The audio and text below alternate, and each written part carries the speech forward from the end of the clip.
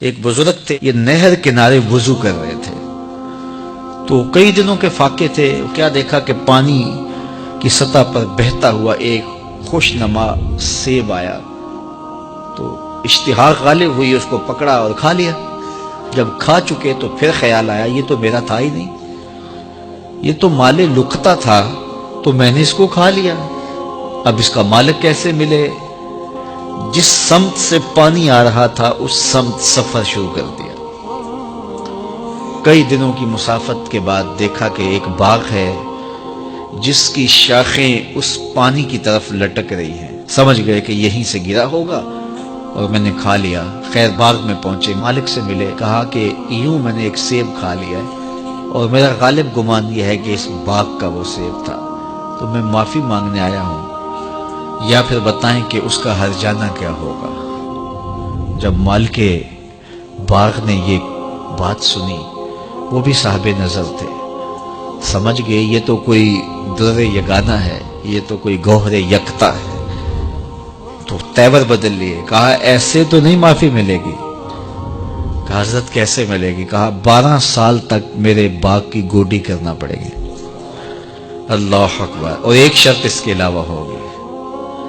کہا ٹھیک ہے، میری غلطی تو معاف ہو جائے گی نا۔ 12 سال تک باغ کی گوڈی کرتے رہے۔ ایک دن فرمانے لگے وہ صاحب باغ جو تھے کہ سیب توڑ کے لاؤ، مہمان آئے ہیں۔ تو وہ سیب توڑ کے لائے تو وہ کچے ہی تھے۔ تو کہا تم 12 سال ہو گئے ہو سیبوں کے باغ میں رہتے ہوئے، تمہیں پتہ نہیں کہ کچے سیب اور پکے سیب کیسے ہوتے ہیں؟ کہا حضرت مجھ سے قسم لے لیجئے 12 سال میں ایک دفعہ بھی نظر اٹھا کے سیبوں کی جانب نہیں دیکھا۔ ایک سیب کھایا تھا، میں تو اس کی سزا بھگت رہا ہوں، میں تو گوڈی کرتا ہوں، اوپر کبھی نظر بھی میں نے نہیں اٹھائی۔ سینے سے لگا لیا، کہا ایک شرط تمہاری پوری ہو گئی، اب دوسری شرط ہے کہ میری ایک بیٹی ہے جو آنکھوں سے نابینا ہے، کانوں سے بہری ہے، بول سکتی نہیں، اور وہ اپاہج بھی ہے، چل بھی نہیں سکتی، اس سے تمہارا نکاح کرنا چاہوں، اگر تمہیں قبول ہے تو معافی ہو جائے گی۔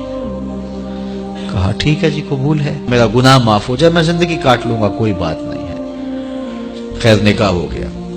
کہا کہ یہ کمرہ ہے، یہاں آپ کی زوجہ آپ کی منتظر ہے۔ جب وہاں گئے تو ایک خوبرو دوشیزہ منتظر تھی، تو فوراً پلٹے کہ میں غلطی سے کسی اور کمرے میں آ گیا ہوں۔ پلٹتے ہوئے دروازے کی چوگاٹ سے سر پھٹ گیا، خون بہنے لگا۔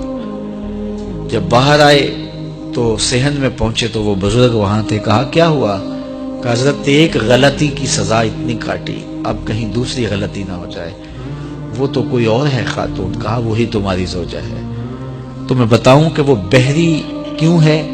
آج تک اس نے غیر محرم کی آواز نہیں سنی۔ تو میں بتاؤں کہ وہ بول کیوں نہیں سکتی؟ آج تک اس نے غیر محرم سے کلام نہیں کیا۔ اندھی اس طرح ہے، آج تک اس نے غیر محرم کو نہیں دیکھا، اور اپاہج اس طرح ہے، چل کے کبھی گھر کی دہلیز سے گئی نہیں ہے۔ تو اس خاتون کا جب نکاح ہوا اور پھر ان سے اللہ نے ان کو ایک بچہ دیا جس کا نام ہے الشیخ عبد القادر جیلانی۔ جب ماں باپ اس طرح کے ہوں تو بیٹے اس طرح کے ہی ہوتے ہیں۔ باپ کا لقمہ پاک اور ماں اپنی آبرو کی کیسی محافظہ، پھر در یگانہ اور گوہر یکتا جو پیدا ہوتا ہے وہ دین کی احیاء کرنے والا ہے، دین کی مردہ قدروں کو نئی زندگی دینے والا ہے۔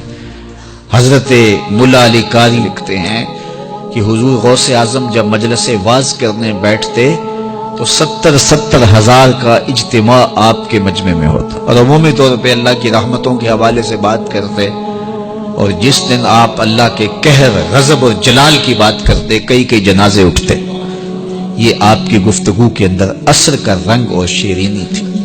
اللہ اکبر۔